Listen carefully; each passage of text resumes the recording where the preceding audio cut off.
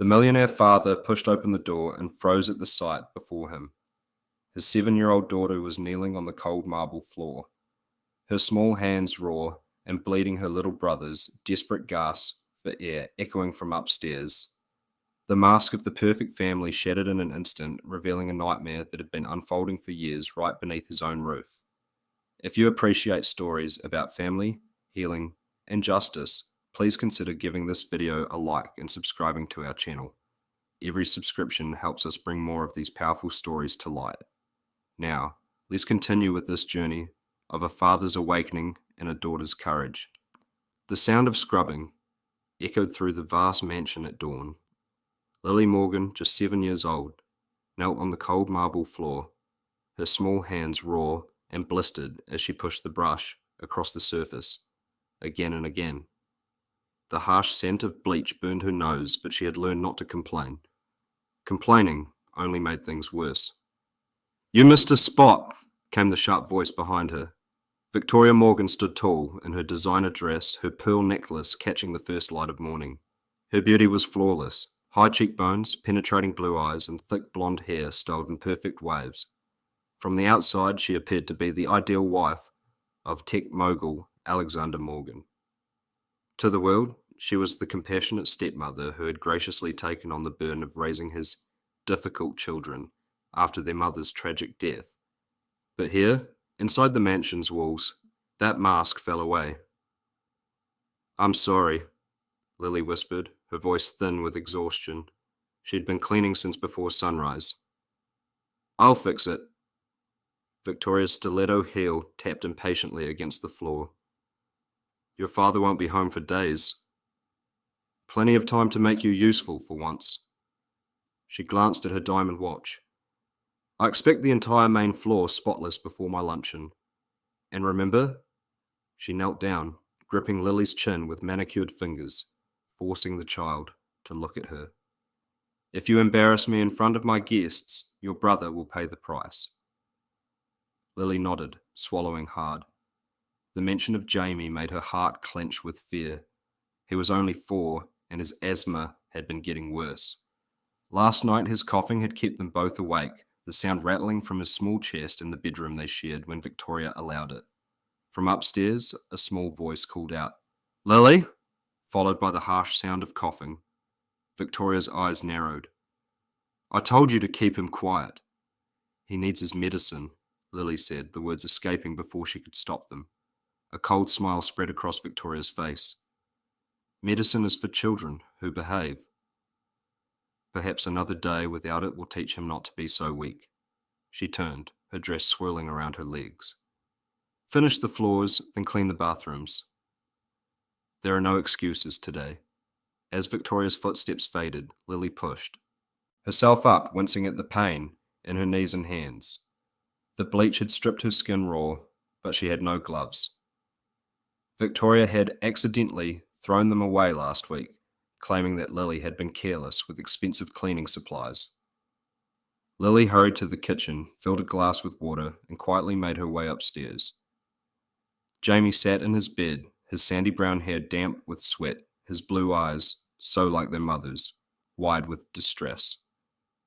"Here," she whispered, helping him sip the water. "Small breaths like the doctor showed us." Jamie took the water with shaking hands. "Where's Daddy?" Lily's heart ached. "Singapore. Business trip. He'll be back next week." The truth was, Alexander Morgan travelled constantly, leaving his children in Victoria's care for weeks at a time. After their mother, Grace, had died 3 years ago in a car accident, Alexander had retreated into his work, as if building his tech empire could somehow fill the void she had left. 6 months later, Victoria had appeared, his new assistant, then friend, then wife, moving into their home with dazzling smiles and promises. At first, Victoria had been careful. The changes came slowly. The nanny was dismissed for incompetence. Family photos of Grace began disappearing from walls and shelves. Then came the new rules.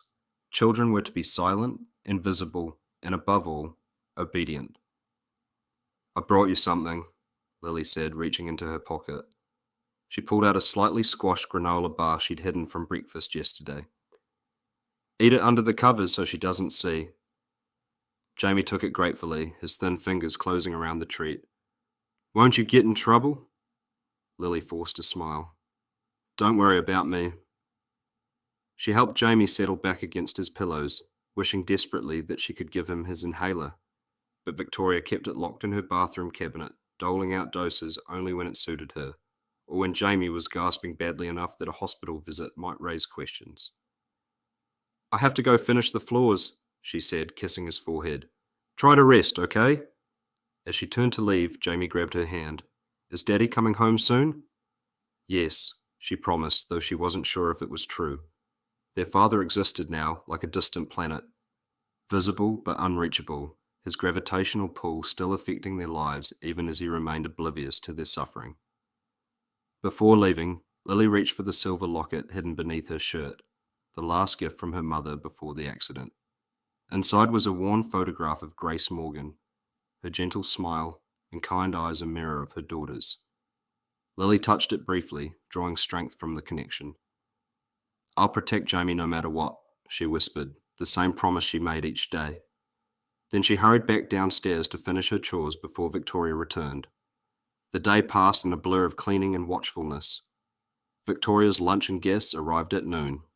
Women from her charity foundation, all perfect blowouts and knowing smiles. Lily was paraded briefly before them, a visual testament to Victoria's generous heart. Poor thing, Victoria sighed, her hand resting possessively on Lily's shoulder. So troubled after her mother's accident. We're doing everything we can, of course. The women murmured sympathetically, casting pitying glances at Lily's thin frame and downcast eyes. None of them noticed her raw hands, carefully hidden behind her back, or the way she flinched when Victoria's fingers tightened in warning. Such a blessing you've been to these children, one woman said, raising her champagne flute. Alexander is lucky to have found you. Victoria's smile was radiant. Family is everything to me. When the guests finally departed, Victoria's demeanour shifted instantly. Your brother's been coughing again. I could hear him from downstairs. Her voice dripped with contempt. Take care of it before my dinner guests arrive. If he interrupts again, you'll both sleep in the basement tonight. Lily hurried upstairs to find Jamie curled into a ball, his breathing laboured. She helped him sit up, rubbing his back in small circles the way their mother used to do. Slowly, she coached, in through your nose, out through your mouth. Gradually, his breathing steadied. Lily sang softly to him, an old lullaby their mother had loved, until his eyelids grew heavy.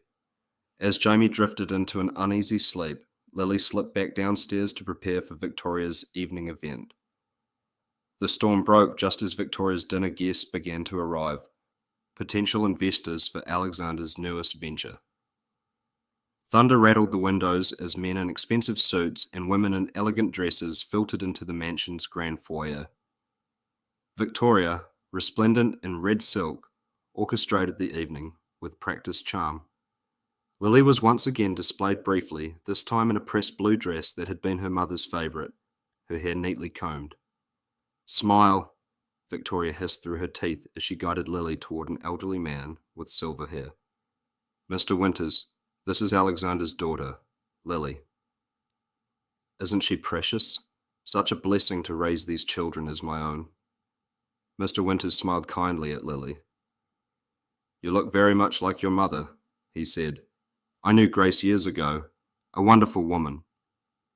Before Lily could respond, a harsh coughing echoed from upstairs. The sound cut through the polite conversation, causing heads to turn.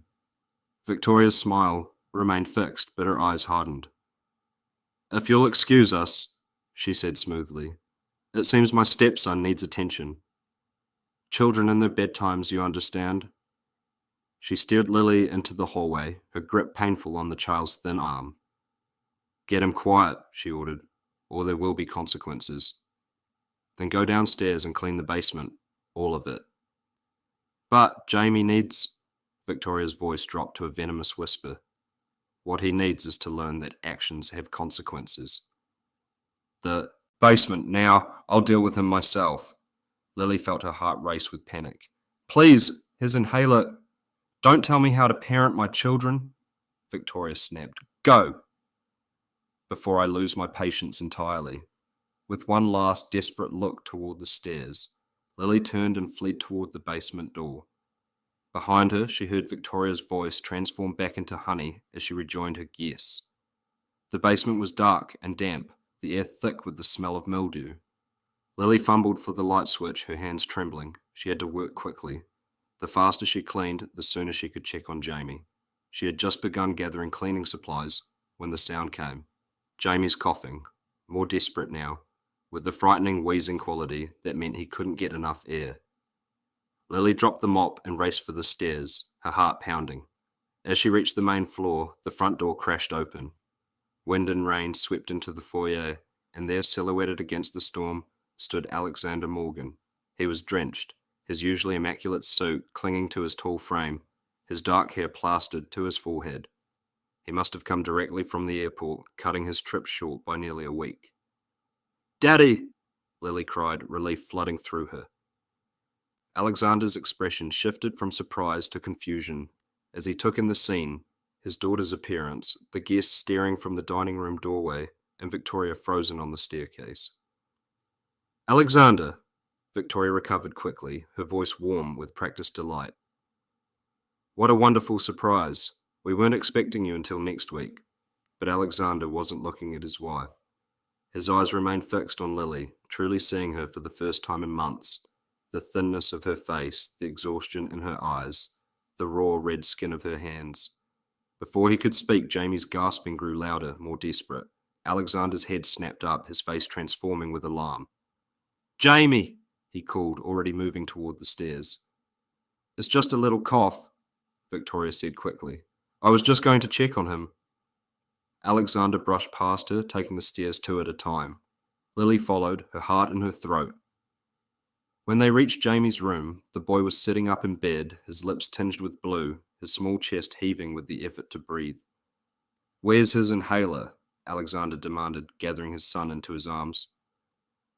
"Victoria keeps it locked up," Lily said, the words tumbling out. "She says he only gets it when he's good." Alexander's face went utterly still, a dangerous calm settling over his features. "Where?" "Her bathroom, the cabinet above the sink." He strode to the master bathroom, Jamie still in his arms, and wrenched open the cabinet door. Finding it locked, he smashed the glass with his elbow, ignoring the blood that immediately welled from the cut. He grabbed the inhaler, shook it, and held it to Jamie's lips. "Breathe, son," he instructed, his voice steady despite the fear in his eyes. "That's it. Slow and easy." As Jamie's breathing gradually eased, Victoria appeared in the doorway, her face a mask of concern. "Alexander, what are you doing?" "The glass. You're bleeding." Alexander didn't answer. He carried Jamie back to his bedroom, laid him gently on the bed, and turned to Lily. "Pack a bag," he said quietly, "for both of you." "We're leaving." Victoria's composure slipped for just an instant, revealing the rage beneath. Then she stepped forward, placing a trembling hand on Alexander's arm. "Darling, you're upset." "Let me explain." "Not now." Alexander's voice was ice. "My son can barely breathe. My daughter's hands are raw from cleaning. And I find you hosting a dinner party? You don't understand," Victoria pleaded, tears filling her eyes. "Lily's been acting out, refusing to take care of Jamie properly. I've been trying to teach her responsibility, and Jamie's cough. It's just attention-seeking. Dr. Winters says—" "Dr. Winters?" Alexander's gaze sharpened. "Your college roommate?" "The child psychologist who's never actually examined my children." Victoria faltered, caught off guard by his knowledge. I was trying to help. You're away so often and this so difficult." Alexander looked at her for a long moment, as if truly seeing her for the first time. Then he turned away. "Lily, take Jamie downstairs. Wait for me by the front door." As the children left, Lily heard her father's voice, low and dangerous. "This conversation isn't over, but right now, my children need medical attention. When I return, you had better have a very good explanation for what I've seen tonight." In the foyer, the dinner guests were dispersing, murmuring awkwardly about the storm and early mornings. Lily stood with Jamie pressed against her side. his breathing still ragged, but no longer desperate. She felt lighter than she had in months, buoyed by her father's presence, yet still afraid that somehow Victoria would convince him, as she always did, that the children were the problem. Alexander appeared moments later, car keys in hand.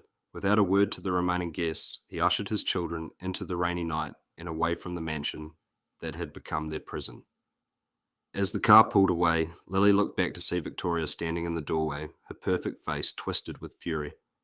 In that moment, Lily knew that whatever happened next, nothing would ever be the same again.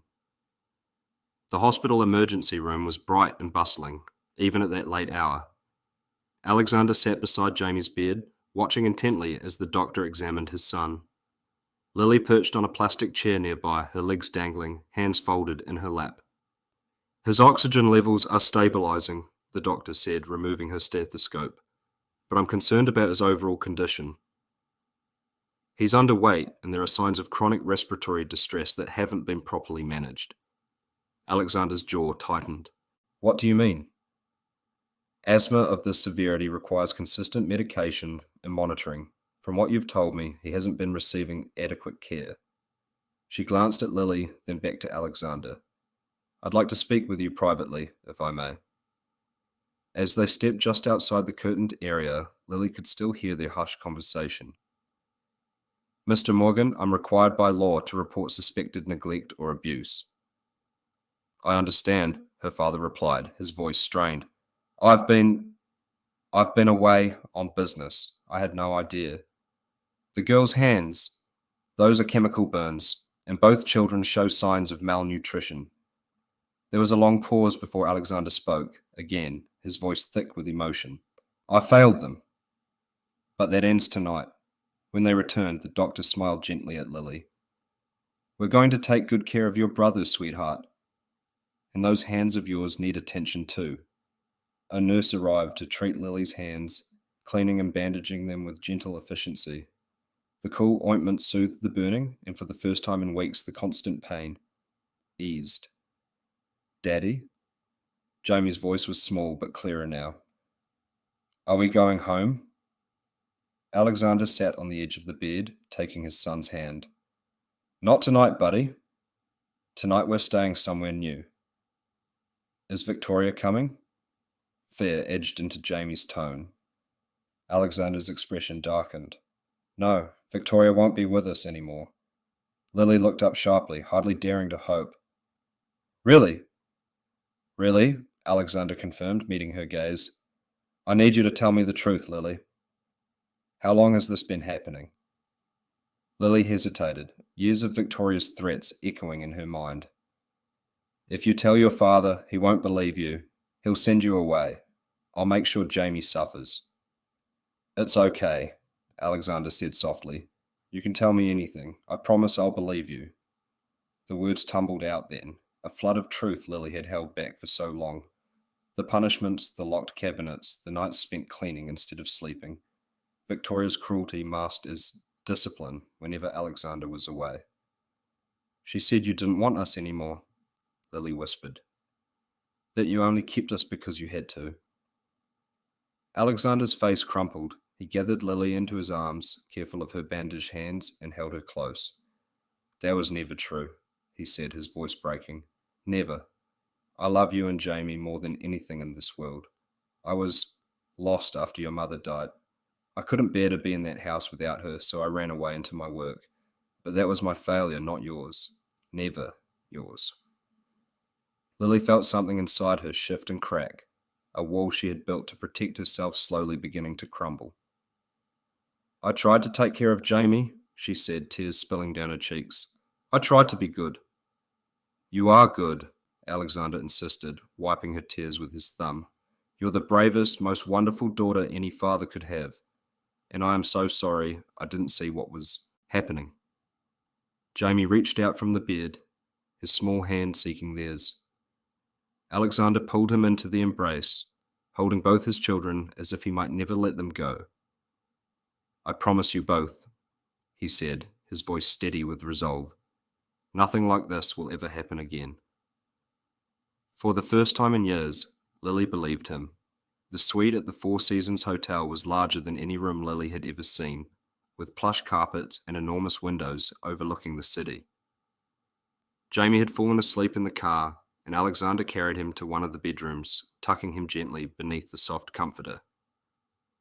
The doctor said to use the inhaler again if his breathing changes, he told Lily, placing the medication on the nightstand within easy reach. But the steroids they gave him should help him sleep through the night. Lily nodded solemnly. She had been managing Jamie's medication since she was 5 years old, whenever Victoria allowed it. "Are you hungry?" Alexander asked, noticing how she swayed slightly with exhaustion. "A little," she admitted. He ordered room service, grilled cheese sandwiches, tomato soup, and chocolate milk, simple comfort foods that arrived within minutes. Lily's eyes widened at the feast laid before her. "Eat as much as you want," Alexander encouraged. "There's plenty." Lily took small, careful bites at first, conditioned to eat quickly before the food could be taken away. Gradually, as Alexander made no move to rush her, she relaxed, dipping her sandwich into the soup the way her mother had taught her. "We need to talk about what happens next," Alexander said gently, after she had eaten her fill. "I've called our family lawyer, David Mercer. He'll meet us here in the morning." Lily tensed. "Will we have to go back to the house?" "Not if you don't want to," Alexander assured her. "But I do need to understand everything that happened while I was away. It won't be easy to talk about, but it's important." Lily twisted the napkin in her lap. "Victoria said if I ever told anyone, she would hurt Jamie, or send us away to separate foster homes." Alexander's expression hardened, but his voice remained gentle. "Victoria can't hurt either of you anymore. I won't let her, but I need your help to make sure of that." "How?" "By telling the truth, no matter how difficult it is." Lily considered this, then nodded slowly. "I can do that. That's my brave girl." Alexander smiled, though his eyes remained sad. "Now, it's very late. You should get some sleep." He showed her to the second bedroom, where a set of children's pajamas had been delivered while they ate. Soft cotton ones with stars, nothing like the scratchy nightgown Victoria had forced her to wear. "The hotel staff can bring anything you need," Alexander explained, "and I'll be right in the living room if you get scared." Lily changed into the pajamas, marveling at their softness against her skin. As she climbed into bed, she realized with a start that Alexander was still there, sitting in a chair beside her. "Would you like me to leave the light on?" he asked. Lily nodded, her throat suddenly tight with emotion. It had been so long since anyone had shown her such simple kindness. "Daddy," she whispered as he reached the door. "Yes, sweetheart." "Will Victoria try to make us go back?" Alexander's face grew solemn. "She might try. But I promise you, Lily, I will never let that happen. Not ever again." As the door closed softly behind him, Lily reached for her locket, opening it to gaze at her mother's photograph. For the first time in years, she fell asleep without fear, her hands bandaged but healing, her heart beginning to believe that safety might be possible after all. Morning light streamed through the hotel windows as Lily awoke. For a disorienting moment, she panicked. She should have been up hours ago, cleaning the kitchen before Victoria came downstairs. Then she remembered the hospital, her father's return, the promise of safety. She slipped out of bed and padded to the living room, where she found Alexander already awake, speaking quietly into his phone. He smiled when he saw her, ending his call. "Good morning, Lily. Did you sleep well?" She nodded, still cautious. "Is Jamie okay?" "See for yourself." Alexander gestured to the small dining table where Jamie sat eating pancakes, his colour much improved since the night before. "Lily!" Jamie's face lit up. "Daddy ordered breakfast. There's chocolate chips." The normality of the scene, her brother eating pancakes, her father smiling, no tension crackling in the air, felt almost dreamlike. Lily approached the table warily, half expecting Victoria to appear and shatter the illusion. Instead, Alexander pulled out a chair for her. "What would you like?" "Pancakes, waffles, the kitchen can make anything." Overwhelmed by choices, Lily whispered, "Pancakes, please." As they ate, Alexander explained what would happen that day. Our lawyer, Mr. Mercer, will be here soon. He's going to ask you some questions about living with Victoria. Will he be mad at us? Jamie asked, chocolate smeared on his cheek. No, buddy. He's here to help. And afterward, a doctor named Dr. Ramirez will check both of you. She specializes in helping children who've been through difficult times. Like us? Lily asked. Alexander's eyes filled with sadness. Yes, like you. David Mercer arrived promptly at 9, a tall man with kind eyes and a briefcase full of papers. He spoke directly to the children, his manner gentle but straightforward. I need to know what happened in that house, he explained. Everything you can remember. It might be scary to talk about, but it's the only way we can make sure you stay safe. Lily took a deep breath and began her story. She told him about the cleaning, the punishments, the nights spent locked in the utility closet. She described how Victoria would withhold food, how she would threaten Jamie to ensure Lily's compliance, how she would present a perfect image to the outside world while tormenting the children behind closed doors.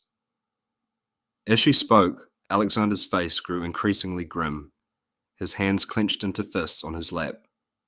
Jamie contributed too, in his 4-year-old way, describing how mean mommy would take away his breathing medicine when he was bad. David took detailed notes, occasionally asking clarifying questions, but mostly letting the children speak in their own words. When they had finished, he turned to Alexander. This is more than enough for an emergency custody order and a restraining order, he said quietly. The psychological evaluation will strengthen the case further.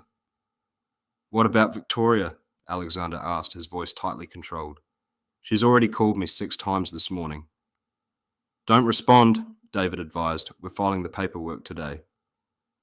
Until then, stay here with the children. Security has been notified not to allow her access to this floor. After David left, Dr. Ramirez arrived, a warm, grandmotherly woman who brought drawing supplies and simple games. She examined Jamie first, documenting his physical condition with photographs and notes. Then she turned her attention to Lily, gently examining her healing hands and asking questions about her feelings. You've been very brave, Dr. Ramirez told her, taking care of your brother, enduring such difficult things. But you don't have to be the grown-up anymore. That's your dad's job now. Lily wasn't sure she believed that yet, but she nodded anyway. When the examinations were complete, Dr. Ramirez spoke privately with Alexander in the suite's entryway. Lily strained to hear their conversation. The physical evidence is clear, Dr. Ramirez was saying. Malnutrition, chemical burns, respiratory neglect, and the psychological impact. Lily has taken on a caretaker role far beyond her years. She'll need time and therapy to process what she's been through. And Jamie? 4-year-olds are resilient, but he's been living in fear too. Both children need stability, consistency, and reassurance that they're safe and loved. Alexander's voice was resolute. They'll have it. I promise you that. Throughout the day, Alexander's phone continued to ring. Eventually, he turned it off entirely, focusing instead on his children. He read to Jamie, helped Lily with a puzzle, ordered their favourite foods for lunch. It was the most attention he had given them in years, and Lily found herself watching him cautiously, waiting for his patience to run out. But it didn't. Even when Jamie spilled his juice or when Lily dropped a plate, Alexander simply cleaned up the mess, assuring them that accidents happen. By evening, David had returned with news. The judge granted the emergency order. Victoria cannot approach the children or contact them in any way. The hearing for permanent arrangements is scheduled for next week. What about the house? Alexander asked. The police have been notified. They'll accompany you if you need to retrieve any belongings. David hesitated. There's something else you should know. Victoria has already contacted the press. She's claiming you've had some kind of breakdown, that you've kidnapped the children during a psychotic episode. Alexander laughed humorlessly. Of course she is. It might get ugly, David warned. She has connections, and she'll use them. Let her try, Alexander said, his voice steel. I have the truth. After David left, Alexander found Lily sitting by the window, watching the city lights come on as darkness fell. Are you okay? He asked, sitting beside her. Lily didn't answer directly. Instead, she asked, Why did you marry her? Alexander sighed deeply. After your mother died, I was lost. Victoria seemed kind, capable. She said all the right things, and I wanted so badly to believe that someone could help put our family back together. He looked at Lily, his eyes filled with regret. I was wrong, and you and Jamie paid the price for my mistake. She made it seem like it was our fault, Lily said quietly, that we were bad. You were never bad, Alexander said firmly. Never. Victoria is the one who did wrong. Not you, not Jamie, and not even me, except that I didn't see what was happening soon enough. How did you know to come home early? Lily asked, the question that had been nagging at her since the night before. Alexander's expression softened. Mrs. Rivera called me. The housekeeper. Lily was stunned. Victoria had hired Mrs. Rivera only a month ago, and the woman had kept to herself, quiet and efficient. She saw how Victoria treated you when she thought no one was watching. She tried to help in small ways, leaving food where you could find it, easing your workload when possible. But when Jamie's breathing got worse, she knew she had to do more. Alexander shook his head. She risked her job to call me. I owe her everything. Lily remembered the mysteriously appearing granola bars, the times when rooms were partially cleaned before she got to them. The small kindnesses she had attributed to luck had been deliberate acts of compassion. Will we ever go back to the house? She asked. Alexander studied her face. Do you want to? Lily thought about it, about the mansion that had once been filled with her mother's laughter before it became a place of fear. Not if Victoria is there. But some of Mom's things are still there. And Mr. Whiskers, the stuffed cat she had slept with since infancy, now hidden beneath her mattress where Victoria couldn't find it. Then we'll get them, Alexander promised, and after that we can decide together where home should be. That night, as Alexander tucked both children into bed, Jamie first, then Lily, he lingered, seeming reluctant to leave. What is it, Daddy? Lily asked, noticing his hesitation. Alexander sat on the edge of her bed. I was just thinking about how much time I've wasted, all these months I could have been with you and Jamie, and instead... He trailed off, his voice thick with emotion. Lily reached for his hand, her small fingers wrapping around his. It's okay. You're here now. Alexander squeezed her hand gently. Yes, and I'm not going anywhere. As he turned to leave, Lily called after him softly. Daddy, can you leave the door open? Just a little. Alexander nodded, understanding. No more locked doors, no more darkness. Of course, sweetheart. I'll be right outside if you need me. True to his word, Alexander slept on the sofa in the suite's living room, within earshot of both children's doors. And for the first time in years, Lily slept through the night without nightmares. The days that followed fell into a gentle rhythm.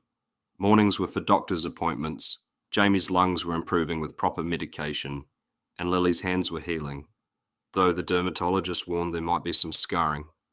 Afternoons were for quiet activities in the hotel suite, or short walks in the adjacent park when the children felt up to it. On the third day, Alexander received a call from David Mercer. Victoria had given an interview to a local news station, tearfully describing how her husband had spiraled into paranoia and taken the children without warning. She's playing the victim, David explained, claiming she's concerned for your mental health and the children's safety. Alexander's jaw tightened. What's our next move? We stick to the plan. The medical evidence is on our side, but we should prepare the children for what might be a difficult court appearance. That evening, Alexander sat with Lily and Jamie in the hotel suite's living room, trying to explain in simple terms what would happen at the courthouse.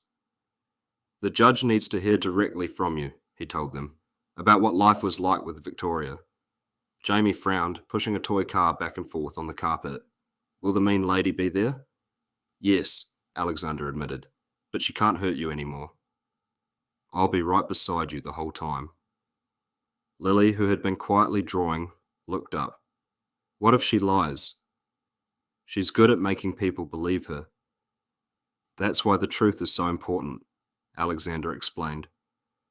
No matter what Victoria says, You just need to tell the judge exactly what happened. Can you do that? Lily nodded solemnly. For Jamie, Alexander smiled sadly. You've been protecting your brother for so long, but that's my job now, Lily. You both deserve to be children again. The next morning, David called with unexpected news. The police, executing a search warrant on the Morgan mansion, had discovered Victoria's extensive surveillance system, cameras hidden throughout the house recording the children's every move. She claimed they were for security, David explained, but officers found footage stored on her private server, recordings of her interactions with the children. The punishment's everything. Alexander's face paled. She recorded herself abusing them.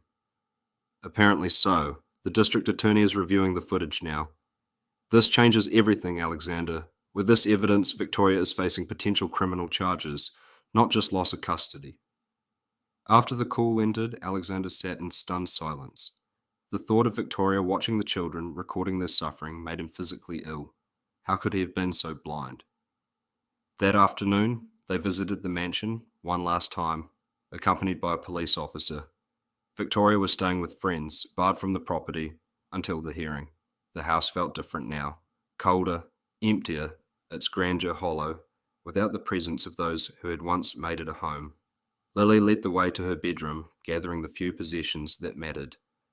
Her mother's locket, which never left her neck, the worn copy of The Secret Garden that Grace had read to her every night, and Mr. Whiskers, retrieved from his hiding place beneath the mattress.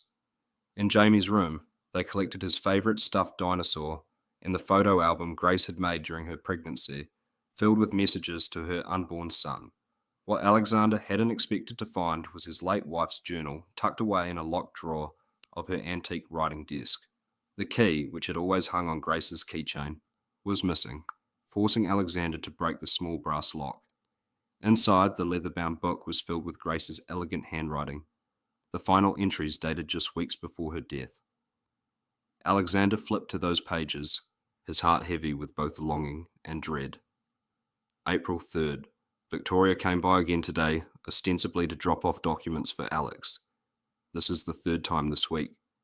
Something about the way she looks at me, at our home, at the children. It unsettles me, like she's taking inventory of a life she covets.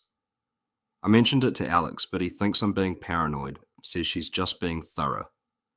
April 10th. Found Victoria in our bedroom today, looking through my jewellery box. She claims she was admiring the photographs on the dresser, but I know what I saw. When I told Alex, he said I was stressed, that I should rest more. Maybe he's right. Maybe the headaches are making me suspicious.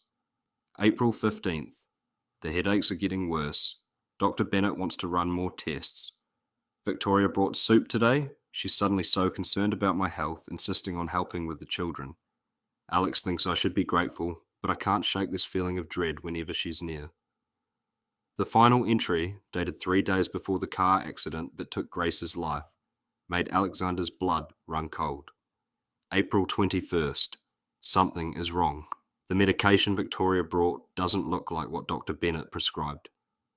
When I called his office to verify, they had no record of a change. I haven't taken any. I don't trust her. I've hidden this journal where she won't find it. If anything happens to me, Alex needs to know. Victoria is not who she pretends to be. Keep her away from our children. Alexander closed the journal, his hands shaking. Grace had tried to warn him, and he hadn't listened. Instead, he had dismissed her concerns, attributed them to stress and illness. And after her death, in his grief and guilt, he had turned to the very woman she had fed. Daddy? Lily's voice pulled him back to the present. Are you okay? He looked up to find his daughter watching him, concern in her eyes, the same eyes as Grace, seeing what he had been blind to for so long. I'm okay, he managed, tucking the journal into his jacket. Just found something your mum wrote. Something important. Back at the hotel, after the children were settled with a movie, Alexander called David Mercer. There's more, he said, his voice tight with suppressed rage. Grace's journal. She suspected Victoria even before the accident, and she mentions medication. Medication Victoria gave her. That didn't match her prescription. David's voice was grave. You think Victoria may have been involved in Grace's death? I don't know, but the timing, the headaches Grace complained about in the weeks before the accident. I'll contact the district attorney, David promised. They may want to reopen the investigation into the accident. Alexander hung up, his mind racing with implications. Had Victoria orchestrated Grace's death? Had she been planning this takeover of his family, his home, his life from the very beginning? His thoughts were interrupted by a small tug on his sleeve. Jamie stood there in his pajamas, his hair damp from his bath. "Story time?" the boy asked hopefully. Alexander forced a smile, pushing away the darkness of his thoughts. "Of course, buddy. Go pick a book." Later, with both children finally asleep, Alexander sat in the suite's living room, Grace's journal open before him, searching for any other clues she might have left. His phone buzzed with a text from David. "Victoria gave an interview tonight, painting herself as the victim of your delusions. Claims you've been unstable since Grace's death. Be prepared for a media circus tomorrow. Court at 9 a.m. Bring the journal." Alexander set the phone down, his resolve hardening. No more running, no more hiding in his work while his children suffered. Tomorrow he would face Victoria and the truth, whatever it might be. The courthouse steps were crowded with reporters. When they arrived the next morning, Alexander held tight to his children's hands, Jamie on his left, Lily on his right, as they navigated the gauntlet of cameras and shouted questions. "Mr. Morgan, is it true you're suffering from paranoid delusions? Did you really kidnap your own children? Are the rumors about your breakdown accurate?" David met them at the entrance, guiding them quickly inside and away from the chaos. "Don't engage," he advised. "The evidence speaks for itself." In the corridor outside the courtroom, Alexander knelt down to his children's level. "Remember what we talked about," he said gently. "Just tell the truth. That's all you need to do." Lily nodded solemnly, her locket clutched in her hand like a talisman. Jamie pressed closer to his father, his small face serious. "Will we have to talk to the mean lady?" he asked. "No," Alexander assured him. "You just have to talk to the judge. And I'll be right there with you."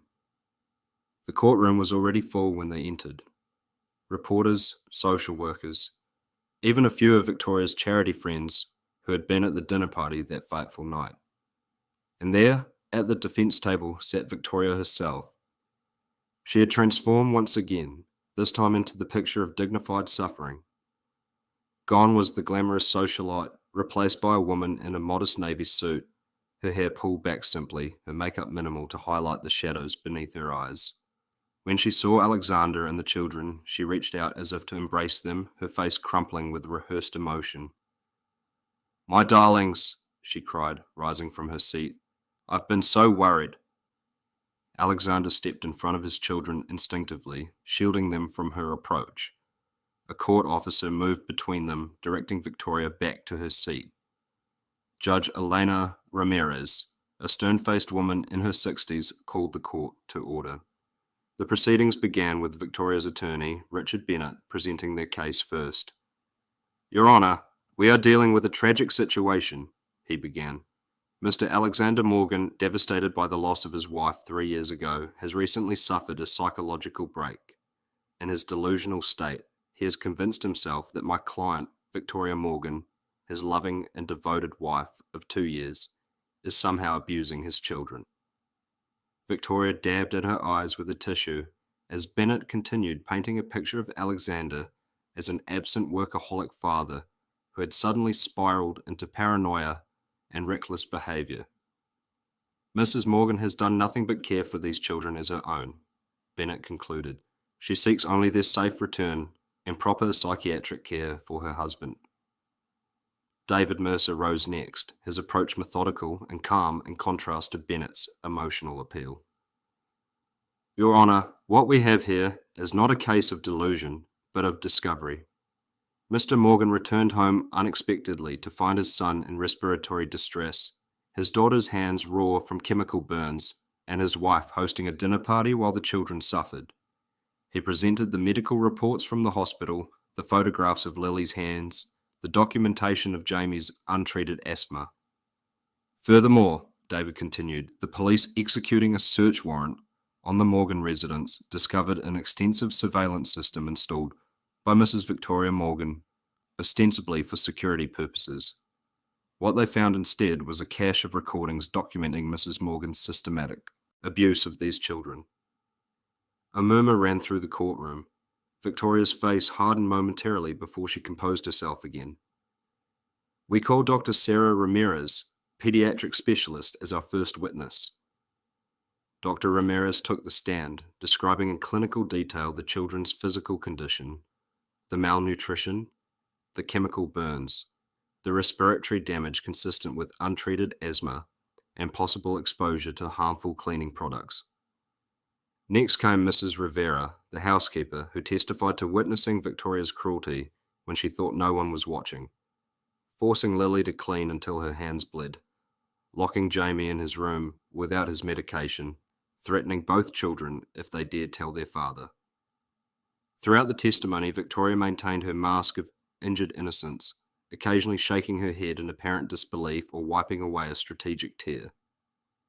Then came the surveillance footage. David had warned Alexander that it would be difficult to watch, but nothing could have prepared him for the reality of seeing Victoria's true nature exposed on screen. The courtroom fell silent as the video played, Victoria screaming at Lily for a speck of dust on the banister, forcing the exhausted child to scrub the floor again and again, locking a coughing Jamie in his room and walking away with his inhaler in her hand.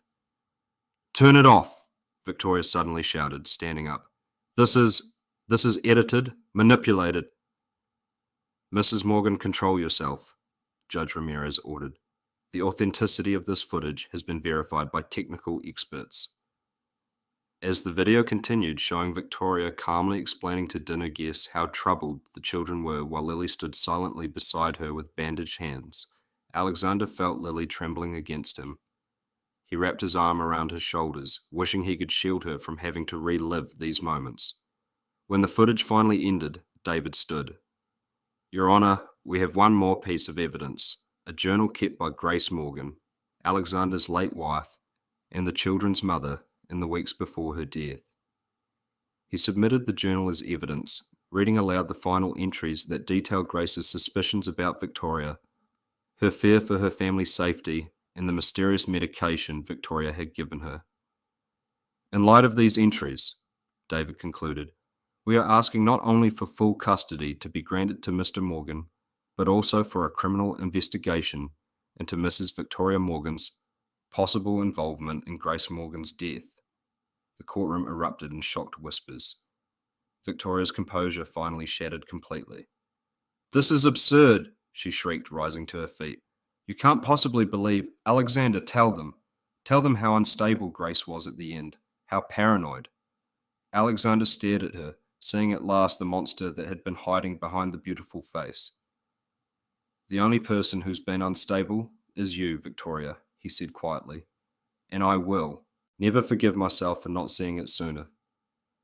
Judge Ramirez called for order, then asked, "Are there any other witnesses?" David nodded. "Yes, Your Honor. We call Lily Morgan to the stand." Alexander felt his heart constrict as Lily slipped from his side and walked to the witness stand, looking impossibly small.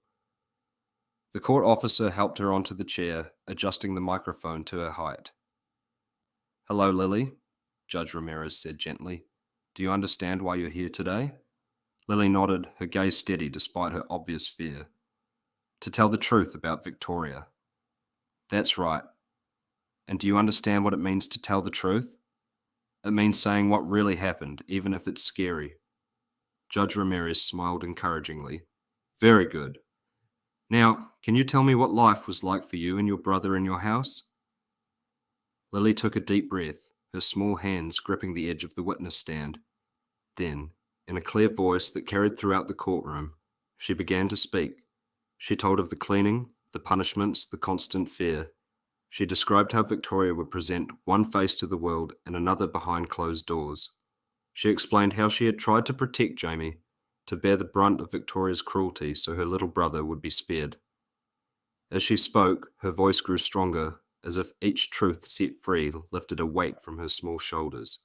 She told me if I ever told Daddy, he wouldn't believe me, that he would send us away, that he didn't really want us. And did you believe her? Judge Ramirez asked. Lily glanced at Alexander, her eyes filled with a child's simple honesty. Sometimes, but I always hoped she was lying about that. Victoria's attorney rose to cross-examine, but his questions about whether Lily might have misunderstood Victoria's disciplinary methods, whether she might be exaggerating to please her father, fell flat against the girl's straightforward testimony. When Lily had finished, Judge Ramirez asked if Jamie needed to testify as well. David, noting the boy's age and the trauma he had already endured, suggested that his medical records and the video evidence should suffice. The judge agreed. After a brief recess, Judge Ramirez delivered her ruling. Based on the overwhelming evidence presented, I am granting full custody of Lily and James Morgan to their father, Alexander Morgan. Mrs. Victoria Morgan is hereby barred from any contact with the children, pending the outcome of the criminal investigation that I am ordering into both the abuse documented here today and the possible connection to Grace Morgan's death. She turned her stern gaze directly on Victoria. Mrs. Morgan, I am remanding you to the custody of the court officers. The district attorney has requested that you be held without bail given the severity of these allegations and the flight risk you present. As Victoria was led away, her mask finally shattered completely. She lunged toward Alexander and the children, her face contorted with rage. You ungrateful brats, she spat. After everything I did for you, and you... Turning to Alexander, you're nothing without me. Nothing. The court officers restrained her, leading her struggling from the room as she continued to shout threats and accusations. In the silence that followed her departure, Alexander gathered his children close. They had won, but he knew the battle for healing had only just begun. Outside the courthouse, the media waited, hungry for statements and sound bites. David suggested leaving through a side entrance, but Alexander shook his head. No more hiding, he said firmly. No more secrets. At the top of the courthouse steps, he faced the wall of cameras and microphones, his children beside him, his voice steady and clear. Today justice was served, not just for my children, but for my late wife, Grace, whose warnings I failed to heed. I bear responsibility for not seeing what was happening in my own home, for being absent when my children needed me most. That changes today. From this moment forward, my priority is healing our family and ensuring that Lily and Jamie never again know fear in their own home. A reporter called out, "What about Victoria's claims about your mental health?" Alexander smiled sadly. I think the evidence speaks for itself. The only delusion I suffered from was believing that I could run from my grief by burying myself in work, that I could replace what was lost with something that only looked right on the surface. I was wrong, and my children paid the price. But that ends now. With that, he guided his children through the crowd to the waiting car, ignoring the continued shouted questions and camera flashes.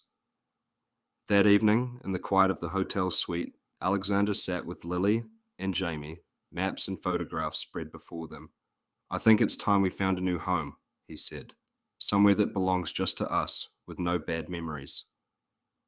Can we have a garden? Lily asked, her voice tentative, as if still unsure of her right to want things. Mum always said she wanted a big garden. Of course, Alexander smiled. What else? A treehouse? Jamie suggested, growing excited. With a rope ladder? Definitely a treehouse, Alexander agreed. What about you, Lily? What else would make it feel like home? Lily thought for a moment, then said softly, just us, together, and no more locked doors. Alexander pulled her close, his heart both breaking and healing at his simple request. No more locked doors, he promised. Ever. 3 months later, the Morgan family moved into their new home. Not another mansion, but a comfortable house with a sprawling backyard and tall oak trees perfect for tree houses.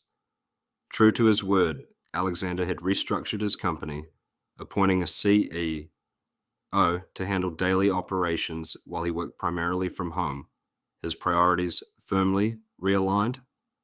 The criminal investigation into Victoria continued with new evidence emerging regularly. The medication she had given Grace had indeed been contaminated, and while the car accident still appeared accidental, investigators were examining whether Grace's impaired state might have contributed to the crash. Victoria remained in custody, her bail denied after evidence suggested she had been planning to flee the country if her custody ploy failed. The glossy facade she had presented to the world had crumbled completely, revealing the manipulative predator beneath. For the Morgan family, healing came in small, steady steps. Twice weekly therapy sessions helped Lily begin to shed the caretaker role she had been forced to assume. Jamie's health improved dramatically with proper medical care and the absence of constant fear. And Alexander, guided by a skilled family therapist, learned how to be present for his children, how to rebuild the trust that had been broken. The utility closet in their new home was filled with ordinary cleaning supplies, and nothing else. Lily's bedroom had stars painted on the ceiling, just as she had requested, and a bookshelf filled with new adventures, waiting to be discovered. Jamie's inhaler remained within easy reach, but he needed it less frequently as his body recovered from years of neglect. On a warm Sunday afternoon, Alexander watched from the patio, as Lily knelt in the freshly turned soil of the garden, carefully planting the seedlings they had started indoors weeks earlier. She had insisted on growing flowers like the ones in the photographs of Grace's garden. Daisies, sunflowers, sweet peas climbing up trellises. "Do you think Mom would like it?" Lily asked, looking up from her work, dirt smudging her cheek. Alexander joined her, kneeling in the soil beside her. "She would love it, and she would be so proud of you, Lily, so proud of both of you." Jamie ran over from where he had been playing, brandishing a handful of seeds. "Can I plant these too?" "Of course," Lily said, making space beside her. "Here, let me show you how." Alexander watched as his daughter patiently demonstrated for her brother how to dig a small hole, place the seed inside, and cover it gently with soil. No longer forced to be the adult, she could simply be a loving big sister. "Now we water them," Lily explained, helping Jamie with the small watering can. "And then we wait for them to grow." "How long?" Jamie asked, impatient as only a 4-year-old could be. "A while," Lily told him. "But that's okay. Good things take time." Alexander felt his throat tighten with emotion. Out of such darkness, his children had somehow preserved their capacity for care, for patience, for hope. As the afternoon sun bathed the garden in golden light, Lily stood up, brushing the dirt from her hands. For a moment she looked so much like Grace that Alexander's breath caught. Then she stepped forward, and for the first time since his return, initiated a hug, wrapping her arms around him, without fear or hesitation. "Thank you for coming back for us," she whispered. Alexander held her close, his heart full. "I always will," he promised. "Always." Behind them, Jamie carefully patted the soil over his seeds, his face serious with concentration. The breeze carried the scent of fresh earth and new grass, and somewhere a bird began to sing. Within the garden's boundaries, 3 broken hearts were slowly mending, growing stronger together in the light. And in that moment of quiet joy, Alexander knew that while they would always carry the scars of what they had endured, they had found their way home at last, not to a place, but to each other. The story closes with a garden scene, but its echo is a powerful reminder of a simple truth. Evil cannot thrive forever in the light. Victoria's perfect mask shattered when finally exposed her manipulation and cruelty, punished by the very system she thought she could control. Yet this is not just a story about wickedness facing justice, it is about the resilience of a child's heart and a father's awakening to what truly matters. Alexander was not perfect. He failed his children for years, blinded by grief and work, but he found the courage to face his mistakes and rebuild what had been broken. Lily was forced to grow up too quickly, bearing burdens no child should carry, yet she preserved her capacity for love, her inherent goodness never fully extinguished even in darkness. Every family carries wounds, some visible, some hidden beneath the surface. What matters is not the perfection of our past, but the healing we choose in our present, the gardens we plant. knowing some seeds take time to grow. What do you think about Lily's journey from silent suffering to finding her voice? Which moment touched you most deeply? Her protection of Jamie, her father's return, or perhaps the final scene in the garden where she could simply be a child again? If you were in Alexander's position, what would you have done differently? How might you have noticed the signs earlier? Perhaps this story reminds us all to look more closely at the children in our lives, to really see them beyond the surface. I also want to check in with you. Are you doing all right today? Whether you're watching from a quiet room late at night or during a busy lunch break, I hope this story brought you a moment of reflection and perhaps even healing for your own heart. If this story resonated with you, please consider sharing it with someone who might need to be reminded that after the darkest nights, healing is possible. One day at a time, one seed at a time, we can all find our way back to the light. Thank you for being here with us today. Until our next story, may you find moments of peace and the courage to tend your own garden, whatever form it may take.